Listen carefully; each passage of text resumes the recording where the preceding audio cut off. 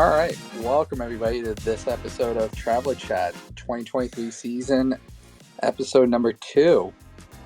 So, here we are, 48 hours now until the season kicks off, and Miami's back home playing at Drive Pink Stadium. I'm here with my co-host George. How are you doing tonight? Doing well, Trav. How are you doing? Really excited. It's a nice Thursday night, despite a long week. So, feeling real good. Same. I can't really express how excited I am for the kickoff of this season. I've been basically maxing out everything that I can on MLS season pass with Apple and consuming all of the wonderful hot takes about the predictions of where this team is going to be, and really I'm just ready for to see what they can do and out on the pitch on Saturday.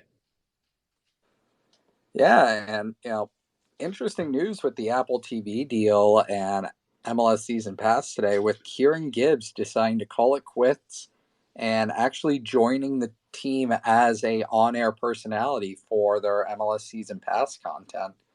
So, an Arsenal legend, as much as it pains me to say that, and 3-time FA Cup winner now joining the on-air talent. So, big news today for Miami and Kieran Gibbs. And I saw that they were going to be pairing him with Chris Whittingham, right?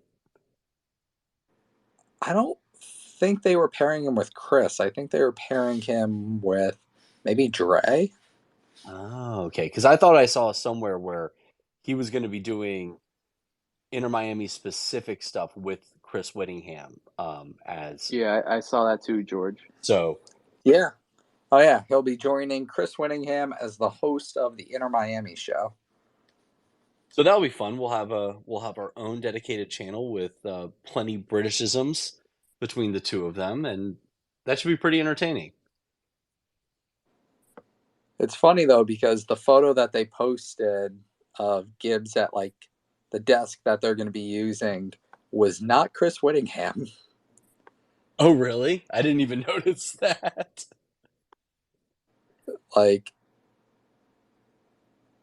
Is that Chris? I don't know. I may not know what Chris looks like. There's also a very good possibility of that. But yeah, big news for Kieran Gibbs.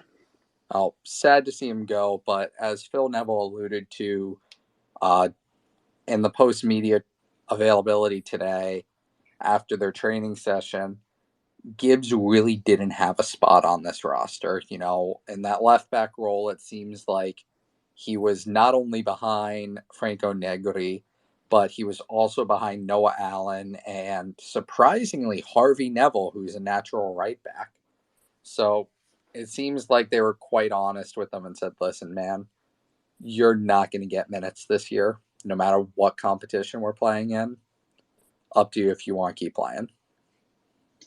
Yeah, it's a shame that he wasn't able to contribute more over the course of his season and a half, I guess, with the team, because we've unfortunately fallen into this cycle of taking shots on older proven European talent that just can't stay healthy. We had it with Shawcross. Matuidi was less staying healthy and more just a decline in skill set. But, Gibbs was somebody that, when he came in, I said that could be a solution on the left. And at times when he was healthy, he looked like he could hang. But, I think his body was breaking down, and, all the word that we're getting from camp is that Noah Allen has really taken a step forward. And I'm really excited to see, what he can do, a year older, a year stronger. He got plenty of time with Fort Lauderdale last year. And, I think he will provide good cover once he comes back from this little knock he has. Yeah, I mean, Noah Allen currently out until what looks like the end of March with an MCL sprain.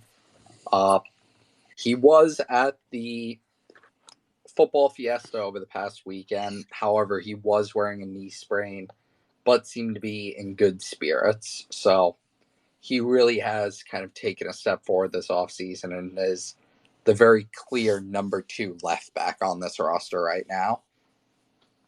And I think the one thing that now heading into season 4, hopefully we will get to see some of these youth academy products actually begin to contribute.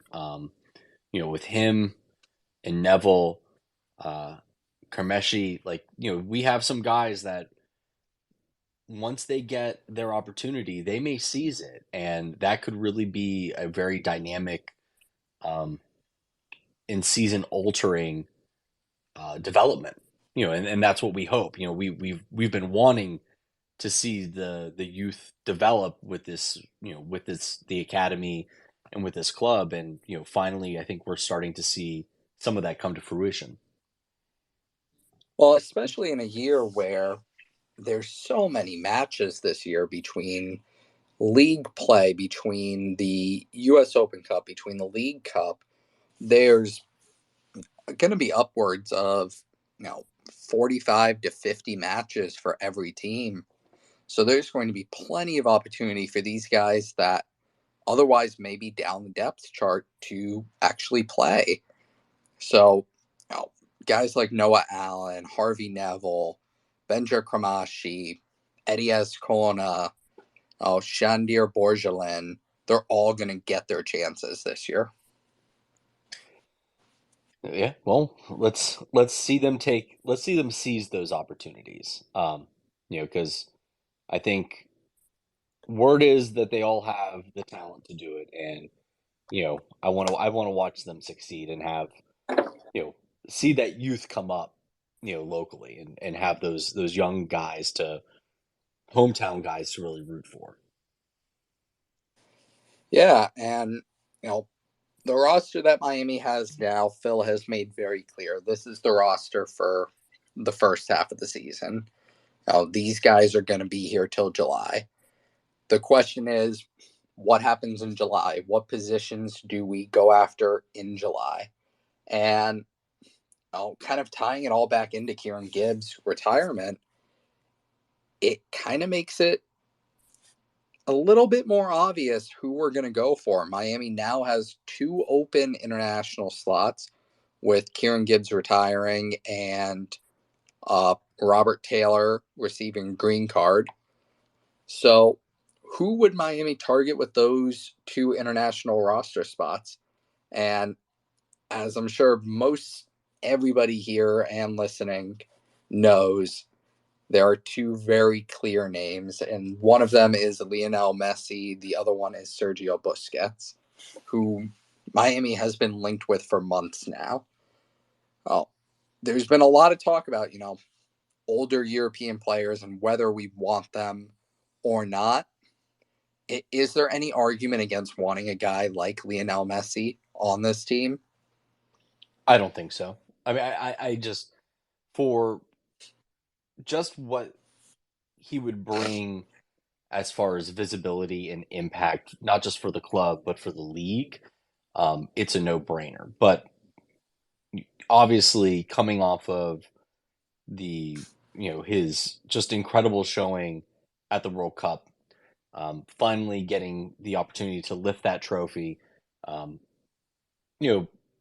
I think if he wants to come here, I don't think he's going to phone it in. I think he's going to take the responsibility of bringing his platform to the United States and to raise not just uh, the visibility of the league, but the level of the league, and be an agent for change. I think he's going to take that seriously. It And I hope he does, for the amount of money that presumably it will cost to bring him here. And um, that's it's a risk, but I don't think it's a terribly bad risk to make. Um, it's something that will pay off in the end, I think, no matter what.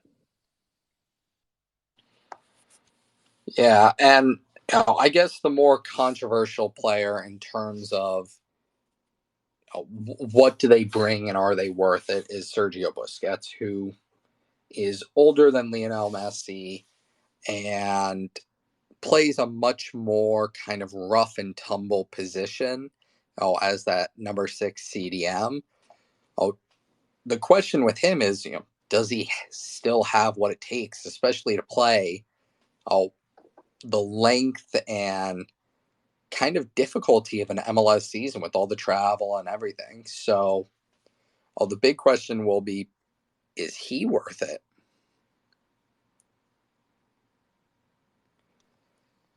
Now, I see Callie with his hand up. Callie, Thanks, come man. I'm on. just trying to be polite. So with Messi, obviously, like the exposure he'd bring not just to the club but to the league as a whole is invaluable. Like it'll completely revolutionize MLS. It'll completely revolutionize American soccer. You'll have kids who maybe had no interest in playing soccer start playing soccer. So that's huge.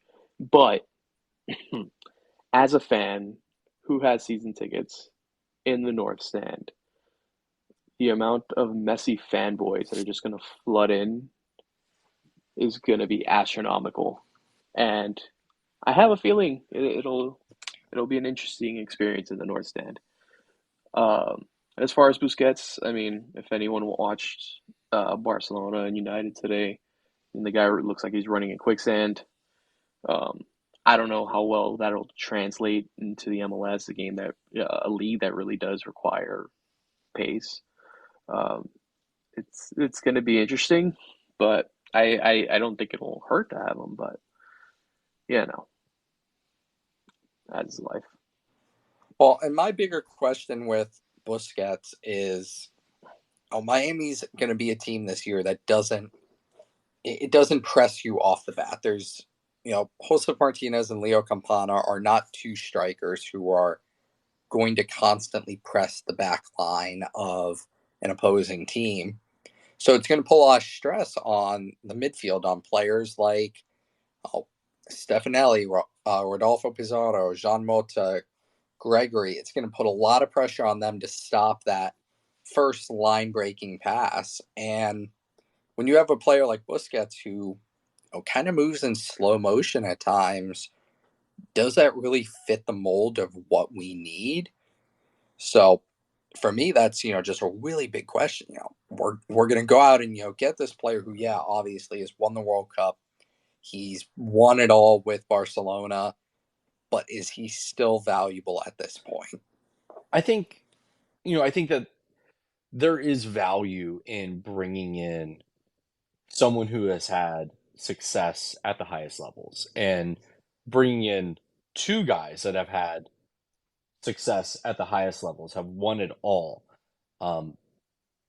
Regardless of what Busquets may bring on the field, I think the intangibles and his, chemistry in the locker room would be just as valuable in developing some of our younger guys and showing them how to become winners and what it takes to win consistently. To be able to play at Barcelona at his age with a diminishing skill set and still be relied upon says a lot about the character of the man and the value that he brings. He may have deficiencies now, but his intelligence, his awareness, it's still all there. And being a leader in the locker room, I think, is something that an individual like Busquets and Messi hopefully will bring. Hopefully, Messi brings more to the field, or at least I'm confident that he would. Busquets, I think, can do it in this league. It's just how much can he do it? I think he would be someone that would require more load management. I don't think he necessarily is going to take someone's starting job forever, but I think it would kind of be a in and out of the lineup, spot starting, a special occasion kind of thing for a player like Busquets. I don't think he's going to take Gregory's job and Gregory's going to ride the bench for the rest of the season. I just don't see that happening. But I see them sharing duties definitely. once he comes and if he's fit. My issue is that he'd come on a TAM deal presumably, so that's a lot of money to spend on basically on a rotational player. I think yeah, he can be serviceable, and I think the experience he's had in Europe is can do wonders for young guys on the team. But if he's a guy that we can't rely to play every game or even to play for 90 minutes, is that a risk we take? I think, in just from everything I've heard from people that I talk to, if getting Messi means you also get Busquets, then yes, you take that risk, because having a guy like Messi on this squad and in this league, it instantly makes MLS much, much, much more attractive to any other, player in the world, fans across the world.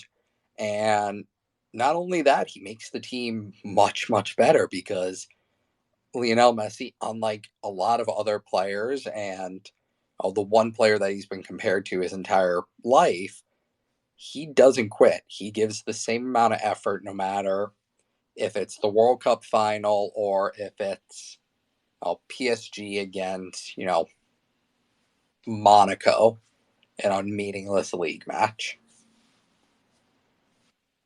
And I think what we're seeing is that higher level talent is coming at a younger age and contributing. Um, you look at what LAFC did last year. Obviously Bale is retired now, but they swung for the fences and it worked. You look at Toronto. Insigne, um, and oh god, now I'm blanking on his name. Bernardeschi. Bernardeschi. I mean, those two are top Italian players in their prime, and they made a really brave decision to leave, you know, a top five league in Europe to come to the MLS. And you start pairing talent with like that on different teams. And if Inter can become a team that does that with a Messi and a Busquets, then I think we're really starting to see the turnover from the English retirement league and the Lothar Matthäuses of the world coming over for half a season and not doing anything. You start seeing people, guys coming over who are going to contribute and elevate the league, and elevate the play and then that's going to hopefully result in ownerships in the league modifying things like the salary cap and some of the roster rule structures to make those kinds of signings easier on the clubs, because what we've seen is that this can be a selling league. This league is developing talent, but can we bring in top level talent to really raise the level to the point where we can look, you know, La Liga, the Bundesliga, maybe even the Premier League one day in the eye and say, we can compete with these teams at this level, rather than saying, yeah, maybe every MLS team would be, a very competitive championship level team. We want to get to the point where we can look top five, top six teams, in the face and say, come on, we can play with you. Yeah, and I mean, Insigne and Bernardeschi are kind of great examples on both ends of the argument. Oh, Insigne came in and he was the big name. He was the guy making $15 million a year, and arguably was one of the biggest names to come to MLS in a while still in his prime. But his on-field results haven't been, dare I say, great. Oh, he's had a couple of games where he shined, but outside of that has been relatively quiet, and has openly admitted that things like the travel schedule and playing 3 games in a week, with 2 of them being in 20-degree weather and the third one being in the 90-degree weather of Florida, it is a killer.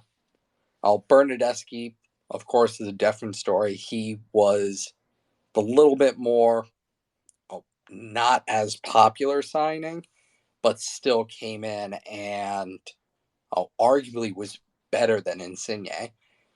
So I guess, the question is with getting a player like Messi and Busquets is, are they going to be a Bernardeschi and come in here and kill it and give it their all?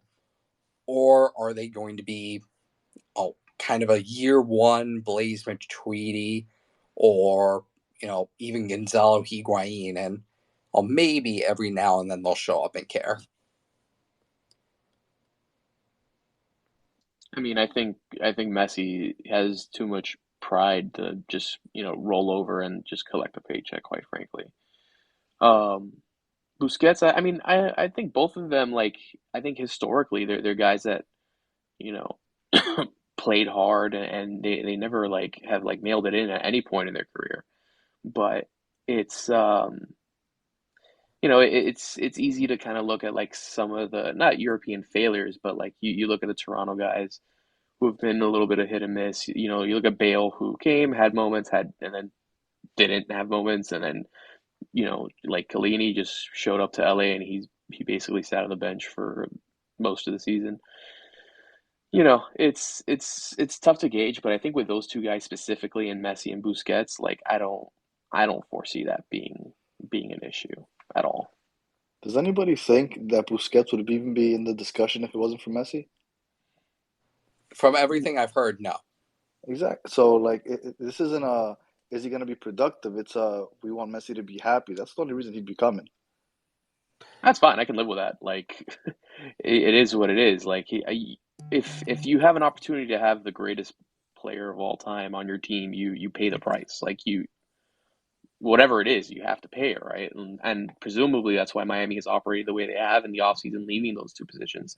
Well, specifically the 10, but you know, also just the money available to sign a guy like Busquets. So, you know. Yeah, Yeah, I and I mean, mean, yeah, go ahead, George. well, I was going to say that yeah, I mean, I think that that's obvious. I don't think we would have necessarily an interest in signing Busquets if it weren't for Messi. But I think that there's also a trend where these are Barca guys, and we have picked up a couple of young players who are graduates of Barca academies, and maybe there's an angle there that you know the team is exploring. I think before the formation of Inter Miami as we know it, I mean there was a lot of chatter as to Barca being involved in the development of this team, of this club, of the franchise. And I don't know. This is pure speculation, but maybe there's some of that going on in the background where you know maybe we want to create some sort of linkage between these Barca academies, that are here stateside, and what's happening, you know, across the Atlantic with them, and that might be a really fruitful partnership to develop over time. My question becomes, let's say we sign Busquets and that goes happen, and that goes through. Do we trade Gregory? Do we sell him? Do we just keep them both? I think we should keep them both. Um, I am a huge Barca fan. I will stand by Busquets until he retires. I am. He's very creative out of the bat. It just adds a new profile to the central defensive midfield, to the CDM spot, because Gregory is a pit bull. He's a destroyer. He's not really a distributor or a passer or a playmaker. Hence why we're playing Jean Mota back there. He's not necessarily a six, but he's a deep line playmaker. Um, Maybe if we switch to a 4-2-3-1, Busquets and Gregory can share the field together. Maybe benching Jean Mota for a game that calls for his brilliance, but I don't know. It just has a different profile back there in front of the defense. I just think that's a lot of money to keep on two guys that play the same position that may or may not be able to play together. Like I'm just thinking from like a salary cap standpoint, like that feels like a potentially a lot of dead money on the bench. I assume if Busquets comes, Gregory's gone. I don't That's see that's that. that's a that's the I logical conclusion I reach because I there's been would bids for Gregory already. I would not like the club to do that. Like I love Busquets with We everything know, of we know. all the Go on. I know of all the Barca fan in me, but I wouldn't want Busquets if that means Gregory has to go. And I don't think I don't see signing Gregory as being or signing Busquets as a long-term solution. Oh no, this guy's just gonna put butts in seats for a couple years and then retire. Is he Right. gonna I put mean, butts in seats though? well, yeah. I wouldn't go that far as Matthew's going, but I don't see him being here more than 18 months before deciding to hang it up. If we sign him to a 3-season contract, then I start to get concerned about, well, what are we going to do with Gregory? But if it's, an 18-month contract, he finishes off this season, he's on the roster for 24, maybe the roster rules change, maybe the salary cap goes up, maybe he's not an albatross at that point. But again, that's just speculation. But I don't start to panic when you have two true central defensive midfielders who are getting, decent wages, one whose product works in the MLS, the other who is an all-time great at the position. Yeah, that's a trade I'll take. We need depth, and if Busquets is going to provide it, and maybe that means Gregory has to step back for a little bit. I think everyone can find the balance there. I mean, we could also sell Mota to help declutter that midfield instead of Gregory. That is Mota, very who's true. also been linked with the transfer this offseason. I would not be opposed to Jean Mota being traded, although it would hurt a little bit. He's a good deep line playmaker, but he's not a true 6. He's an 8. But it's very crowded in that midfield. So I really wouldn't mind if he got sold. Well, and the difference between selling a player like Jean Mota or Gregory, it comes purely down to salary and salary cap hit. I mean, Jean Mota's on relatively low wages. I believe he only takes up about, like 550K in salary cap space, while Gregory is a TAM player. We had to buy him down to open up a DP slot. So, if you're going from a pure salary cap management standpoint, if one of those players have to go, who is it? It's Gregory. It's Gregory. It's Gregory. And that's my point. Like, I don't want Gregory to go anywhere, but if you're going to bring in Busquets on a TAM deal, it makes financial sense to let Gregory walk. And even if it's 18 months, I don't think Gregory's going to want to sit or become a role player type of guy for 18 months. So my thought is, if Busquets comes, you sell Gregory. We already have offers on the table for $3 million for him. I know the club wants a little more, but that's not a bad that's not a bad sub for him. And you can invest that elsewhere. But I don't think it makes sense to have players like two guys like Gregory and Busquets on the roster at the same time. That doesn't make sense to me. Who else is a TAM player? I know Yedlin. Well, I call him Midland. Let's see. Coco's one of them. Gregory's one of them. Who else is a TAM player on the team? I believe Nico Stefanelli technically is one. On the very low end, but he technically is one. No, we got to keep him. He's a keeper. And who else? There's Woody Martinez also Brian here. Marsman too, right? Holsef's a TAM player. And Marsman? Yeah, Marsman is. Marsman is. He makes above the minimum, but he's just barely. I think he's only over it by like 100K. Either way, if But we get rid of Marsman, get rid of that salary cap space and put it and shove that into Busquets, I would. If I were Chris Henderson, I would do that tomorrow. Yeah, that bothers me a lot more than having Busquets and Gregory together. Like the fact that Marsman isn't going to be the starter, and he's the most expensive backup in the league now. He's the third highest paid keeper in this entire league, and he hasn't started in who knows how long. Cup games, baby. What was that, Callie? Cup games, baby. Right. Yeah. U.S. Open Exactly. starter. well, you say that, and even jokingly, we have CJ Dos Santos. We just signed. What's his face? Cole Jensen. Cole Jensen. We just signed Cole Jensen. Miami has 4 keepers on the first team roster. And even in this long season where, yes, we're going to play 45 games, do you need 4 keepers on the roster? Absolutely not. Absolutely not. Oh, you Bro, need to my understanding, they've tried to get rid of Marsman, but they can't. That is correct. Yeah, because nobody wants a keeper who wants that high of a salary that takes up an international roster slot that hasn't started in so long. I don't think anybody in MLS wants lives that. hurt. Yeah, and has like a back like a 60-year-old.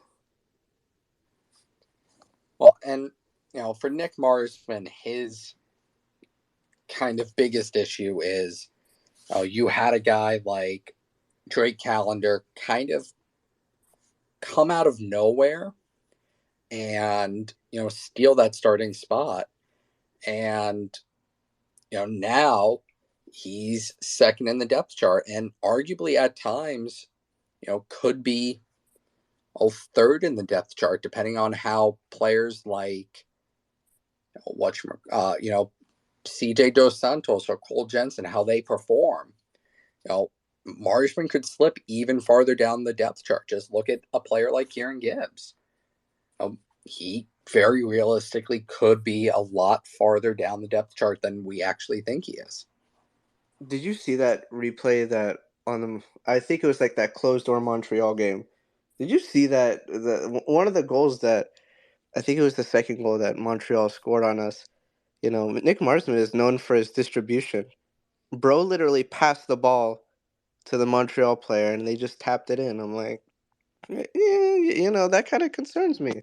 Well, that was the same thing in the Vasco da Gama match. If you remember, he got a pass back and kind of fumbled the pass back and got pressed, and that was it. Oh, so it is so sad. Nick Marsman seems to have not only lost a touch in terms of his goalkeeping ability, but his number one attribute being his ability to play the ball out of the back seems to have suffered as well, along with his lack of play time. When I feel bad. He's like 32. That's like prime goalkeeping years. The goalkeepers hit their primes much older. He should be in his prime, but he came from I don't even know how to pronounce it. Feyenoord. That's a pretty good club in the Netherlands, and he did pretty good in 2021, bro. Like saved our ass a lot of times. It's a shame what's happening to him right now. When is his contract up? Is this the last year of his contract? Yeah, it's the last year. Yeah, last year now. Nick Marsman may be a Rodolfo Pizarro situation where it's not worth trading him within the league and eating, 50% of his salary just to get rid of him. And at the same time, there's no point in selling him because, quite honestly, nobody wants to buy him. Nobody wants to buy a keeper who's making, $800K a year and hasn't played in a year and a half and has, had some very questionable, if not serious, back injuries during that time. I wouldn't be opposed if he sticks around with the club. You know what I mean, like Shawcross or Fed type, where he just sticks around. Retires. I don't want him to retire at 32. That's really that'll be really sad. But let's say he does. I wouldn't mind him on the coaching staff. He could still teach Drake a thing or two. about distribution. If Drake can get half of Nick Marsman's distribution, I think we got a real goalkeeper on our hands. Besides like shot stopping, I know that's Drake already does that amazingly, but if he can get his distribution up like half of what Marsman does, like wow, super keeper.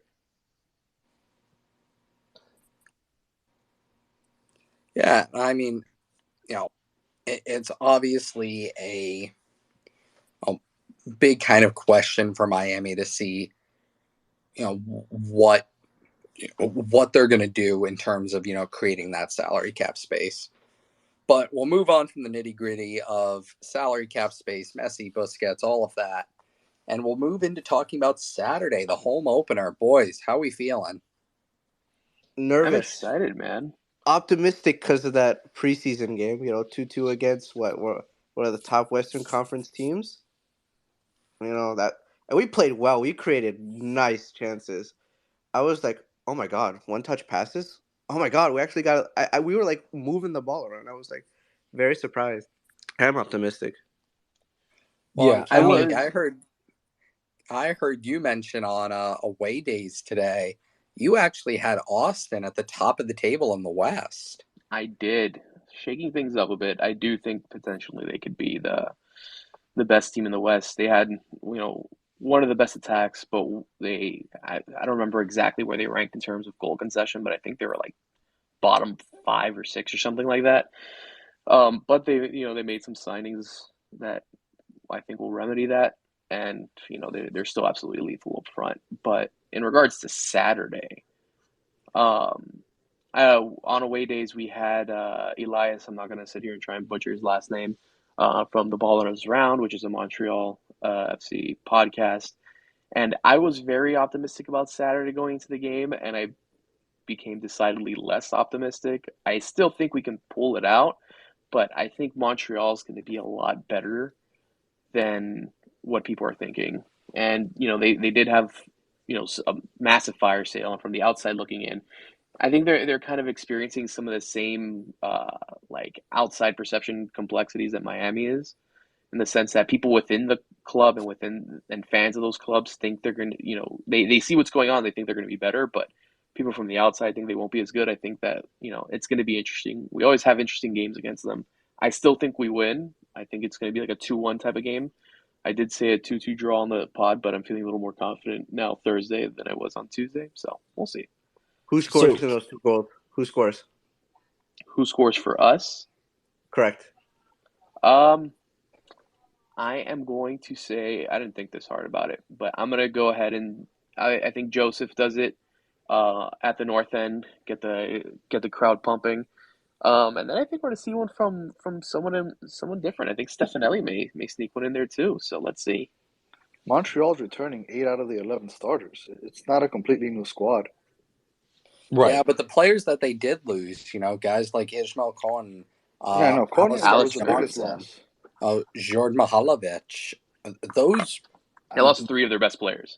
I think their biggest loss was their manager, Yeah, because they're Wilfred gonna go Nann. from they're gonna go from a possession team to playing the counter. So I think that's where our advantage is, the fact that they're although they're returning 8 players, they're returning 8 players that are learning a whole new style, a whole new chemistry that they got to work around. They were playing with 5 in the back last year. They're gonna go to I think they said a 4-3-3. I want to say. So it's like a whole new playing style, and that's why I think we have the advantage, especially playing at home. But as far as like just the roster, I know it was 3 main players, but returning 8 starters, whether you lost your 3 best players or not, that's a big deal. But they were also the oldest team in the league. I believe that their midfield is easily the oldest midfield in the league, and they're a year older now.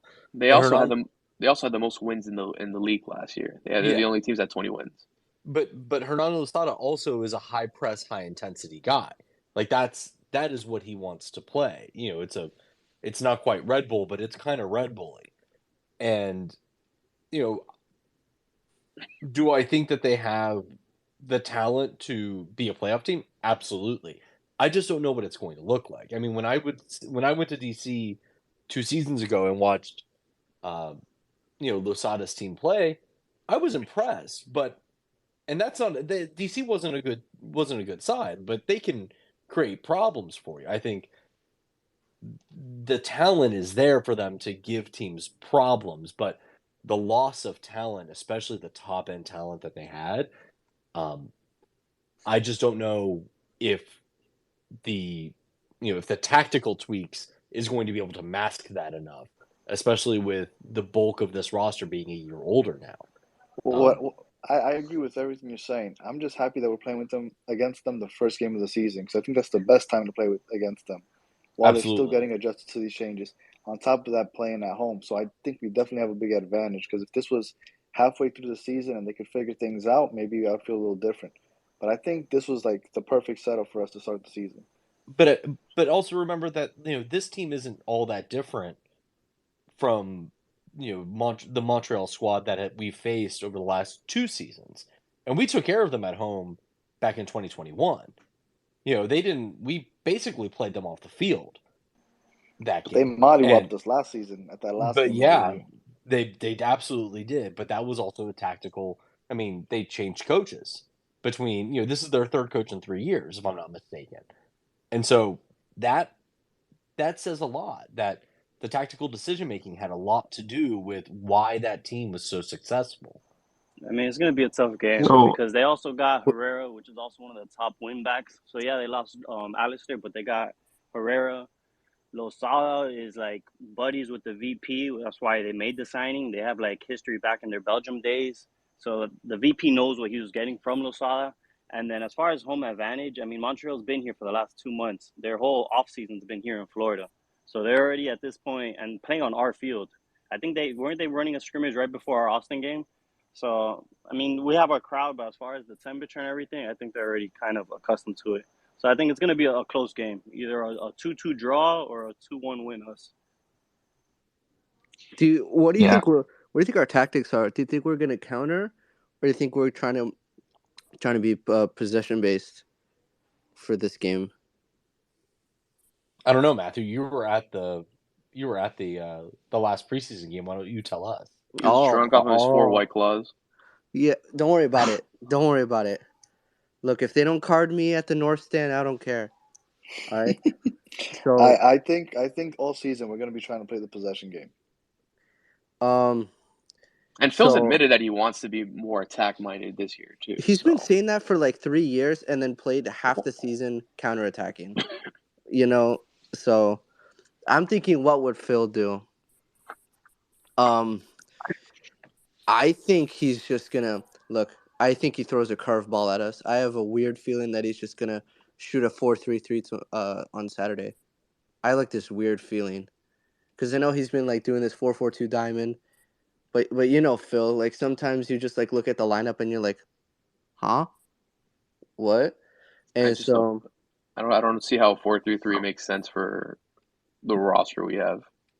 Yeah, I don't know how Coco playing the 10 makes sense on our roster, but here we are, even though he's a winger and center forward. You mean when he played the 10 during preseason, and when Nico Stefanelli, who then played the 10 against Austin, wasn't here? Kind of makes sense given his attacker, shadow striker role that he used to play.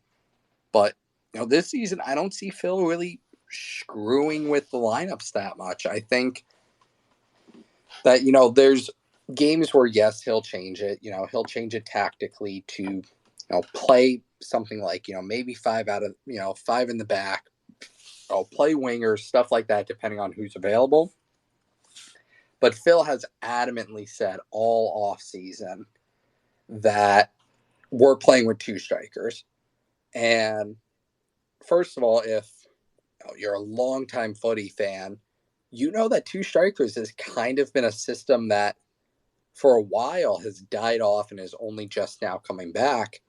And on top of that, there's very few formations in where you can play 2 strikers, and not to mention 2 strikers that don't press or really come back to defend, while also playing a midfield that's strong enough to take that first wave to stop the attack and help out the defense.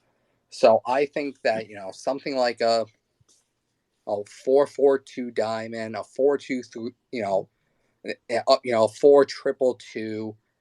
We're going to see something with two strikers, and that limits us in terms of what we can then do in the midfield. I mean, like, you say center forwards, like, our two strikers won't defend. Dude, Higuain did not do anything defensively. Bro just stayed up there and, just banged in goals. And Neither Pozuelo, did too, he Pozuelo. didn't do anything defensively either.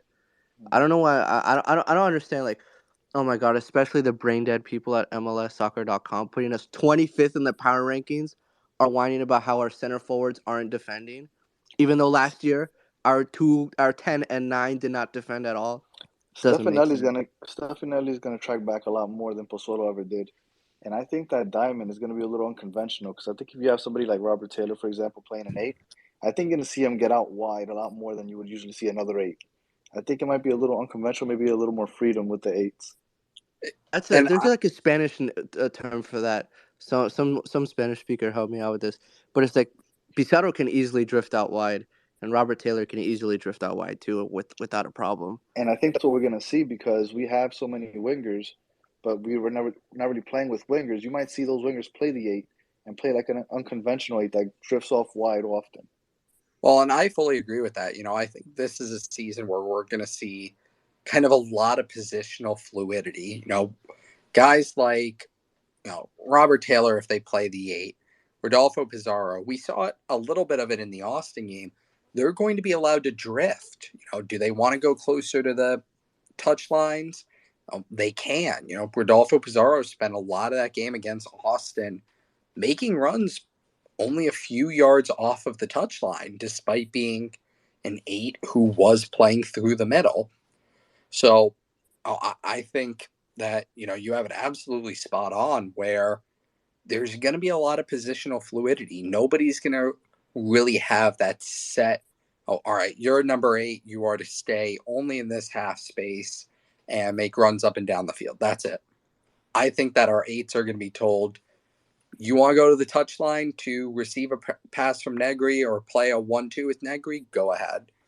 You want to cut inside so that, Josef can make a run? Go ahead.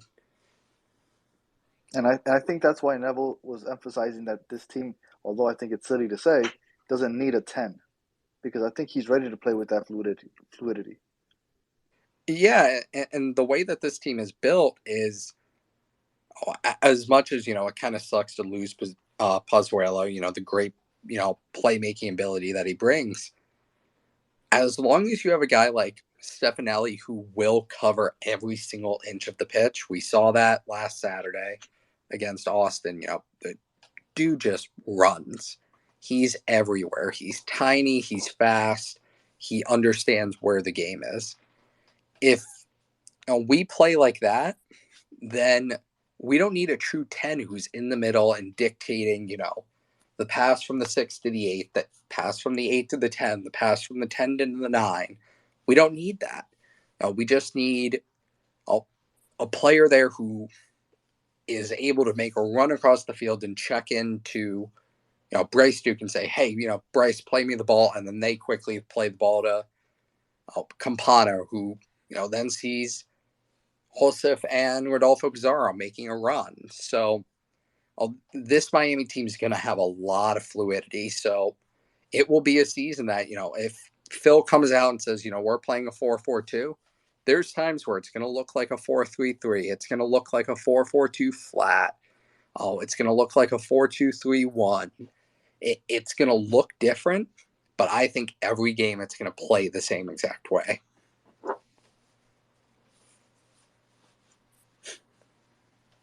Do you think, I think it's fair to say right now that in the positions that we're playing everyone right now, they're mostly comfortable.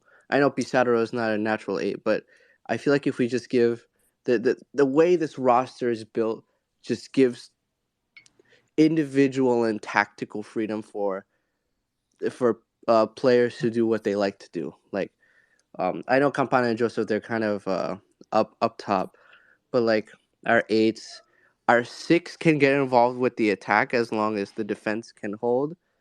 And keep in mind that our left and right backs, they're both speedy, so they can do overlapping runs no problem. And we have something coming out the left now, because Franco Negri can whip in a nice cross too, and he was combining very well with Pizarro and Joseph. I know it was So just one game this past Saturday, but I saw them building up the left a lot more than the right, and I felt like last year was the complete opposite. yeah, I know. That's like my concern a little bit. Now that we have the left going, now is the right just gonna be total just silence over there? No. That's my concern. I know it's preseason, I know, but that's what I saw. I'm like, okay, everything's coming out the left. We have Yeah. Yedlin on the right. What are we gonna do with him? Well, when you have a guy like Yedlin on the right, like We need you don't bodies in need the to in middle. preseason. That's the You problem don't I saw need last to. year was that Yellen will make that run. He'll be on the end. He'll cross it in, and there's just one person there. If that, we need to put more people there in the box so that way, whether it's the right or the left, when they're up there, there's someone to be in the middle and receive it. Now we have towering Campana and Joseph. I don't know if that's the problem. I think the problem with sometimes Yedlin is he would cross the bar, like he would cross the ball over and it would end up in like the purple lot or something like that. Like sometimes it was just like really hard to watch. But hopefully things improve this off season. So I think if we just get the accuracy a little bit better, um, I think we should be in good shape. Speaking about accuracy, set pieces, what are we gonna do? That's a great question. That's actually something I hadn't even thought about until earlier today. No, these corners that Pizarro was taking, oh my God. I was like, I was dying in my seat. I'm like, where is that ball going? Who was the target? I'm like looking, I'm like, oh my goodness, well, what are we gonna do? Because I know Higuain like spammed the rocket to the top right at the corner. You know, those things were a beauty, but like, I know Mota um can shoot something good, but my God, what are we gonna do about set pieces? Well, I think, for corners, like, George was mentioning, we're going to see guys like Franco Negri. He's going to play corners, and, he's shown the ability to whip in across. Jean Mota obviously will be one of the guys on, corner and free kick duties. And then over time, I think, guys like Stefanelli, even it, Josef Martinez, guys like that who naturally can shoot the ball, I think we'll also see them taking set piece responsibilities. So that's just something that, will happen over time. This Miami team has never been good at corners. It's not our strong suit, never has been. But this year, it's probably easy to say that, Jean Mota, Franco Negri are going to be two, Rodolfo Pizarro will be, your main guys taking these set pieces. My God, Lord save us all. But Messi, once he signs, boom, there go all of our problems go away. And until Josef Martinez and Messi both step up to take a penalty and beat the living crap out of each other on the field. Honestly, that's what I pay for my season ticket. If I see a fight here or there, that's totally fine with me. But saying that, we might as well, we're an hour into this. Man, that hour went by fast.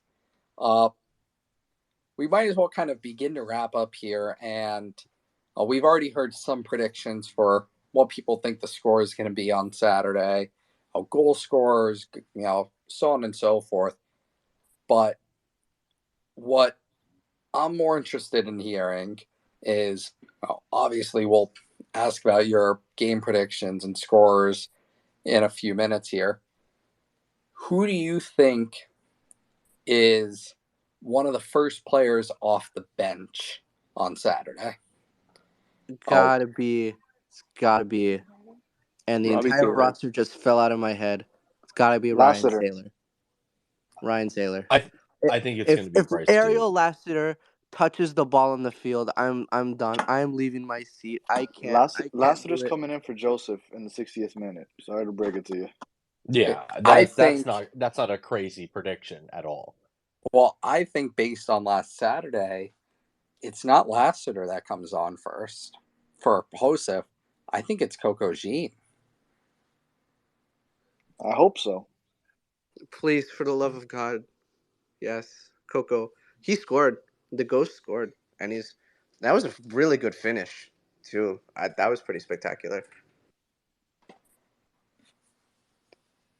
But if I was a betting man, I would say, the first guy off the bench for me is either Coco Jean for Josef Martinez or Bryce Duke in the middle for Jean Mota or Rodolfo Pizarro. Bryce Duke came out on Saturday and dude put on a show. So I really think he's one of those players that Phil mentioned is fighting for one of a few limited roster spots. Yeah, that would be my prediction. Would be Duke on for Pizarro. That would be the first. That would be the first one off the bench because Well, I think you're on the money. I forgot about Coco. So I take back the last little thing for sure. Coco or Duke, I think you're on the money on that. To be different, I'm going to say Robbie Taylor. Well, It's proven that Josef Martinez is gonna start tomorrow, correct? yes, Phil's confirmed that. And in regards to Callie's Robbie Taylor remark, we don't know yet if Robbie Taylor's even available on Saturday. Remember, he's been in Finland for Right. that week working on a green card, and supposedly he wasn't spotted at practice today. So the question is, will he be available on Saturday at all? I Will he doubt be it. back from receiving his green card? I doubt it that he'll be back, but that's okay. We have people who can put in shifts for Robert Taylor, but then again, we do need him as soon as possible. His technical ability, I don't think maybe besides Pizarro, I think Robert Taylor is one of the best technical abilities on the pitch, easily. I agree with that. The dude was playing in a freestyle tournament this past off season, so the dude's got the technical ability. But we'll begin to wrap up here, and we obviously got to hear what is everybody's score predictions. So I'll ask 2-1. everybody one by one, and let's hear it. So George, come on, score prediction for Saturday, and who's scoring for Miami? I'm gonna say 2-2. Start off with a draw, at least get the point, and I'll say that Josef and Campana, find the back of the net to open up their campaigns. All right, Callie, let me hear it. I gave my predictions already. What else do you need? Do it again, sir. We win 2-1. Goals from Josef at the north end and Stefanelli. All right. My favorite podcast guys who invited me on as a guest. Go watch that episode if you haven't already. Battered Herons. I'm actually going. I think I'm going to shut them out. I think we only had 5 clean sheets last year. I think we'll get the first one this year. I think we'll score 2. Campana has 1, and everybody's favorite Mota is going to hit 1. I don't know if it'll be from outside the box, but he'll hit 1. All right. Adrian, let me hear it. I think it's probably going to be a high-scoring game. Both defenses are going to suck. 3-2. I think a Campana brace and like a Martinez Chilena. One of his bicycle kicks of the year. I'm going to say he hits at least 3 bicycle kicks for us this year. All right. I like a spicy prediction. And then Chris, happy to have you here. Let me hear it. Hey, first time, long time. So I think it's going to be 3-1. I think that Campana's going to get 2 goals, and stupid-ass Pizarro's probably going to get a goal. And I have a question for all of you. How many ring around the rosies is it going to take for Pizarro to do for Bryce Duke to end up in LAFC by the end of the year? I'll hang up and listen. Oh, jeez. How I many think what? I think there's zero chance Bryce ends up back in LAFC. Can But I give a hot take here? go ahead. I don't think Bryce Duke is necessarily ready for consistent starting minutes. Leave. I Leave. think let me talk, bro. I think if you were watching on Saturday, dude's on the floor 40% of the time. He needs to put on weight. He gets absolutely bodied. He's a great player. He had that incredible assist. Fantastic. I don't think he's physically suited to have serious first team minutes yet. I think he gets bodied because the opposition team knows he's really good. So the only thing that they can do is just knock him on Brother, the he's ground. 5'7", 120 pounds. Yeah, Oh, I oh. almost I agree with part of Callie's take here. Not that Bryce isn't ready. There's not much that a 5'7" skinny blonde kid can do. 150 pounds. 150 pounds. Oh, sorry, my bad. My groceries way more than that, bro.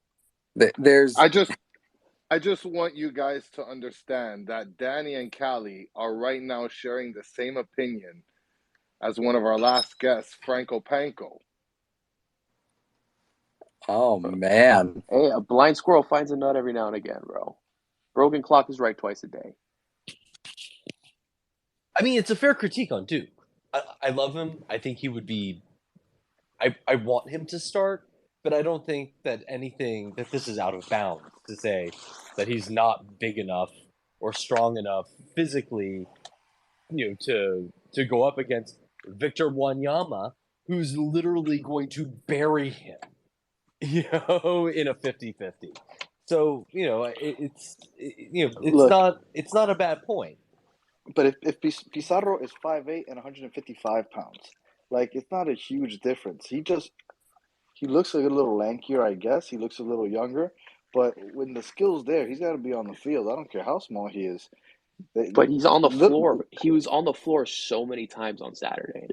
Neymar's on the floor most of his career, but he's still Yeah, great. but that's more diving shit. Like Duke is getting bodied, and I'm saying this with a very high opinion of Duke. I think he's an absolute baller. In fact, I think he's going to be the first one to wear an Inter Miami uniform that sees that brings in like a massive European payday, and I mean that with all my heart. But I just don't. He's still a kid. He's still a baby by all regards. He's small and skinny, man. He was on the floor most of the time. He was on the floor last year. When he plays and his technical ability, his creativeness is fantastic. It's through the roof. I love watching him play, and I want him on the field more. But like two things can be true at the same time. Like I'd rather Duke on the floor 50% than Pizarro on his feet 100%. And No, I feel that. Duke's spoken about wanting to be more physical.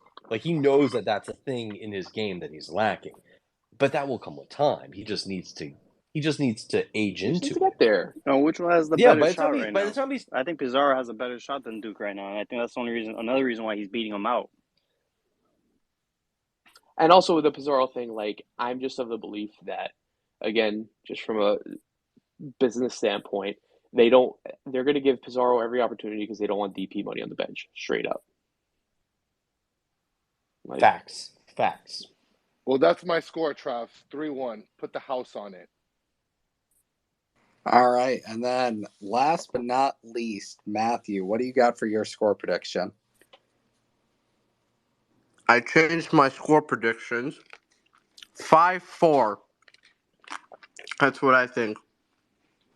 And Campana scores twice. Martinez scores once. Jean Mota scores once. And Sergi puts a nice 30-yard screamer. All right. I love to hear that. Well, Inter Miami opens the season in less than 2 days now from time of recording. If you're listening to this on any of the streaming platforms, it'll be a lot less than that. But they open the season against Montreal, 7:30 p.m. on Saturday, February 25th. Not necessarily a new look Miami team, but a Miami team with a lot more new players than we expected heading into this season. So a lot of interesting times ahead, a lot of interesting questions, even as we head into week 1 of this season about this Miami squad. So they look to get started here on a good note and hopefully set the tone for the season right off the bat and started out with 3 strong points at home in front of La Familia. Clean sheet. A clean sheet would be nice. But if you haven't gotten your tickets already, they're still available via InterMiamiCF.com, through Ticketmaster, through StubHub, through all the various platforms. You can buy parking now in the yellow lot through Park Mobile. It's now available. If you're a season ticket holder, it will be in your account on Friday morning at 10 a.m. free of charge. And a really exciting day of events prior to the match. You can join Siege, Inter Miami Podcast, Black Herons United, and the Green Lot Gang in the Green Lot for probably one of the most fun tailgates there is ahead of this season opener. Myself will be there. Sadly, George will not be with us for this match, but a lot of exciting things ahead, and really nice to have Inter Miami football right back and heading into it in this weekend. And so, George, any final parting comments? Just that, thank you guys for jumping in and joining the chat. Looking forward to continuing this throughout the season. There may be a few changes to the format moving forward, since this is going to become, a podcast feed later on. I mean, this specific one will become a podcast feed, but we may have to change the format a little bit, but give you guys a heads up on that. But thank you for coming. Thank you for, sharing your thoughts, and really looking forward to the season and continuing this throughout the year. Yeah, and of course, like always, you can always message me on Twitter at IMCFTraveler. You can tag my buddy and co-host George here at Jorge DTA. We're always happy to engage with everybody and answer any questions you have, any hot takes that you have. And we're overall just really excited to be back. So you can catch myself in the Green Lot and on Inter Miami IMCF Traveler on Twitter, between live updates from the game, good old halftime thoughts and post-game thoughts as always. And if you're not already listening to this, this is also on Spotify, Apple Podcast, and more after every recording. So once again, thank you for tuning in. This was Traveler Chat 2023 episode 2. I'll come up with a crafty name for it that if you're listening to this on Spotify, Apple Music, or anywhere that you get your podcast, you will see. But thank you again for joining. And as we always end this, come on, George, we got to hit them with that good old Vamos Miami. Vamos Miami.